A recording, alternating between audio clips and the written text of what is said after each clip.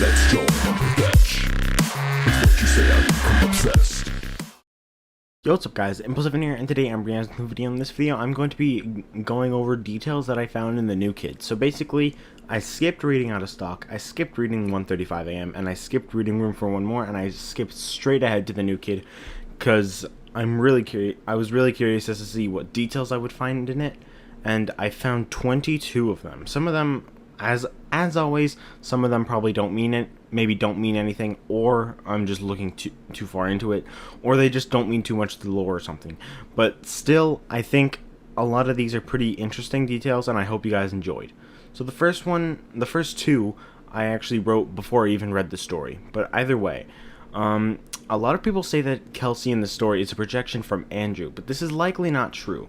Andrew was killed by William, so he has absolutely no reason to target bullies. He couldn't care less about bullies. It's Jake who doesn't like bullies. Second, not only is Kelsey not a projection from Andrew, he's more so a crying child parallel. Devin got barely any attention. Then Kelsey comes and gets all the attention. Devin gets jealous and tries pulling off a prank on Kelsey involving a yellow springlock bear suit, and this results in an accident leading to Kelsey's quote-unquote death. Michael gets barely any attention from William. Crying Child gets all the attention.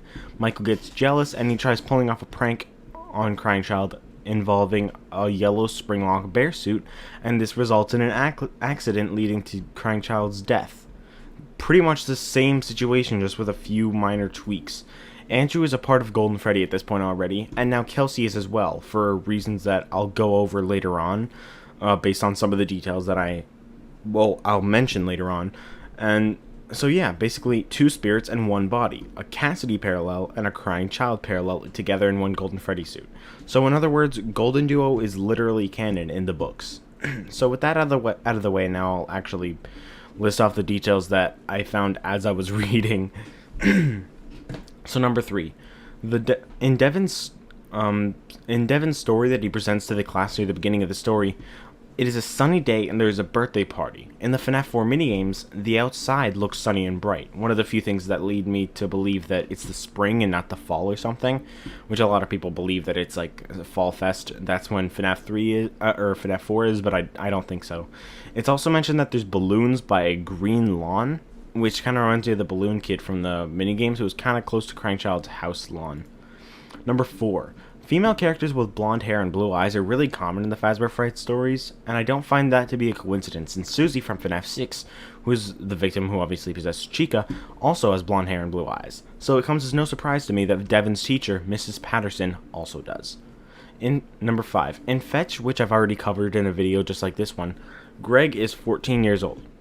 In that video, we established that Greg parallels Mike. Go watch that video if you haven't already, if you want to know more. But yeah, in this story, Devin is also either 14 or 15, it's kind of unclear which. But as I mentioned earlier, he is also a parallel to Mike. In Lonely Freddy, Alec, another Mike parallel, is 15. In Step Closer, Pete, again another Mike parallel, is 16. So Mike seems to be between the ages of 14 and 16 when FNAF 4 takes place. I'll leave it up to you guys to decide how old he is, though I do believe he's 16, because that would make the most sense to me. Number 6. In The Immortal and the Restless, it's established that Mike is ignored by William. He doesn't get any attention from him, which I talked about earlier. I would think Mike would maybe end up wanting to impress William, right? Make him notice him. Now let's come back to this story. Devin wants to impress Heather. It seems like a connection, doesn't it?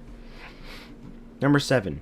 When Kelsey first appears, it is mentioned that Devin saw him earlier watching the other kids and kind of looking at them. At the end, when we see Kelsey again, he is doing basically the same thing. Number 8. Heather has 3 best friends. Their names are Valerie, Juliet, and a girl named Gabriella.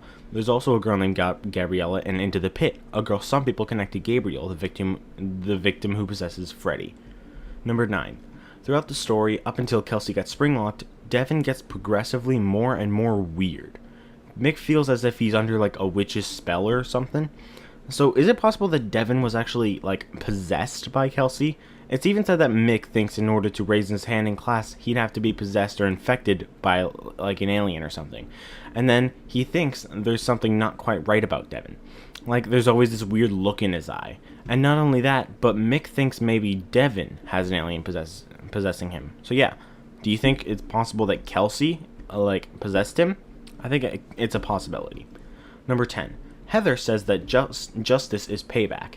And I quote, like, someone disses you, so you have to diss them back. This to me, and also what happens toward the end of the story, which I'll discuss when we get there, just further proves that in FNAF 4, Crying Child is torturing Michael and getting payback for what he did to him. Number 11. Another thing that makes me think Mike bullying Crying Child is revenge for stealing the attention is, again, this justice and payback thing. The teacher asks Heather what would happen if payback goes too far, and she says accidents happen, which also foreshadows the end of the story, or later in the story.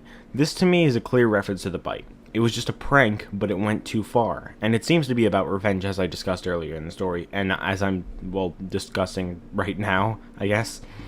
So yeah, it definitely seems to be about revenge, especially based on evidence from this story. Number 12. In some of the Fazbear Frights stories, such as Sergio's Lucky Day and Lonely Freddy, there are mentions of events 10 years before the story takes place. There's also some mentions of 3 years, quite a bit of mentions of 3 years, but right now I'm talking about the 10 years thing. Because Devin and Mick have been friends for 10 years. Or, well, it's kind of inconsistent because earlier in the story it's mentioned that they've been friends for 6 years, and now it's 10. Doesn't really make much sense, but it was probably just a minor oversight. Number 13. It is mentioned that Kelsey has a sister, though he's seemingly already a spirit, so more so he used to have a sister when he was alive, I guess. Either way, this could be a reference to Elizabeth, further proving Kelsey being a Crying Child parallel, though it is a smaller connection. Number 14. I'm going to read a quote from the book here. Stop me if this sounds familiar. Kelsey glanced at Devin, then grasped the closet's metal handle. Stepping back into the side, he slowly pulled the door open a few inches. Satisfied nothing was going to jump out at him, he opened the door the rest of the way. Devin's flashlight beam reflected off a pair of big round eyes. Does this remind anyone else of the FNAF 4 gameplay? Number 15. Devin thinks that Kelsey kinda looks like Golden Freddy. This to me shows even further that Kelsey is a part of Golden Freddy and not just a random kid who died inside him or whatever, you know? Number 16. Kelsey doesn't know how to stand when he is inside Golden Freddy. This is likely a reference to the fact that Golden Freddy cannot stand up. The only time he stands up is in FNAF AR, when he has no spirits inside him. This could mean that Golden Freddy can't stand up because the spirits don't know how to stand up inside it. Number 17. The Springlock scene has a few interesting details about it, and I think some of them people have noticed, like the fact that when he gets Springlocked, Kelsey shoots his arms out to the side, just like William did when he was Springlocked, and also the way that he kind of spazzed afterwards, just like how Golden Freddy does, especially in Ultimate Custom Night's ending. Number 18. This Springlock scene is a clear reference to the bite, as I explained at the beginning of the video. If you remember back to when FNAF 4 came out, people have theorized that the Springlock failure mentioned in FNAF 3 was the bite of 83. Some people have ruled that out, but I think now we might have our answer. Looking back at Fazbear in the minigames of FNAF 4, his endoskeleton is positioned more so at the back of his head. It would have made more sense that it's more in the middle, right? So maybe it's actually in suit mode, and the endoskeleton was just pushed back to the back of his body. But it's also possible that this is just the joint connecting the jaw to the head, but there's also the fact that referring to the bite as a Springlock failure could have simply been a cover-up. Devin in this story is obviously trying to cover up the event with Kelsey, so maybe the same was done in the games. We all know that Scott likes to clarify things in his next game, so using FNAF 4 to explain this Springlock failure isn't much of a stretch, is it? No, it's not.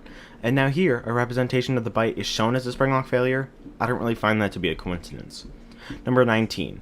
In the logbook, on one of the pages, we are asked to come up with excuses for incidents that may happen at Freddy's restaurants.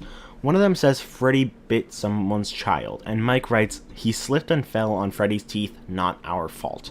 I see a lot of people who believe Mike victims say that this is just him mocking the bite, And if Mike is Foxy Bro, that would just make him a pretentious douchebag. But this has got to be one of the dumbest arguments I've seen from Mike Victim. Like, look, if you want to believe Mike Victim, that is completely fine with me. I'm not going to judge you for that. But saying he's making fun of the bite here is very, very wrong. He is very clearly just in denial. And this is reinforced by how in this story, Devin is very much in denial about Kelsey's death. This just shows that even after years, Mike is still in denial about the event, the bite. Maybe this is why the crying child ends up torturing him, or even maybe that's what happens in the aftermath. Like, in order for him to be free from the crying child's torture, he has to take responsibility for it. Know what I mean? Number 20. Devin was having nightmares every night about Kelsey as a zombie stalking Devin. This is likely a reference to crying child torturing Mike in FNAF 4. Zombie Kelsey could possibly be a reference to the nightmare, to the animatronic nightmare, since it's kind of implied that crying child is nightmare, at least in some way. And the nightmares, I think, are a clear reference to FNAF 4. Like Devin having nightmares, I mean. Further proving that we play as Mike and not Crying Child, which I've already made a video on, so go check that out if you haven't already. It's in my FNAF 4 Explained playlist, and if I remember, I might not, but if I remember, then I'll probably put a link in the description to that video. Number 21. Devin apparently watches a lot of TV, which could be a connection to Mike. Yeah, a lot of people watch TV, but no one actively watches TV in the FNAF series besides Mike. Number 22. This is actually the last detail, and it's a pretty long one. So yeah, it's pretty interesting too.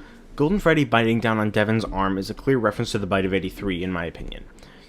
And Golden Freddy here attacking Devin doesn't make any sense unless this is Kelsey doing this, even further proving that Kelsey possesses Golden Freddy. Torturing him with a bite is likely a reference to how, in the games, a bite is how the bite victim died. In FNAF 4, he's torturing him for what he did to him. So, torturing Mike for what he did to him. So showing Mike the main thing he got Crying Child got revenge for is not far-fetched at all. But the question is, why is he biting him in the arm? You might think it's just a random limb that they chose to bite in order to not directly steal from the games, which I agree with. But this actually happens a lot. It biting an arm instead of a head, right? Or having something to do with an arm instead of a head. In Into the Pit, Spring Bonnie bites Oswald in the arm instead of the head. And in Lonely Freddy, Alec rips off the Foxy plushie's arm instead of the head, like Foxy Bro does in the games. Why does an arm always represent a head?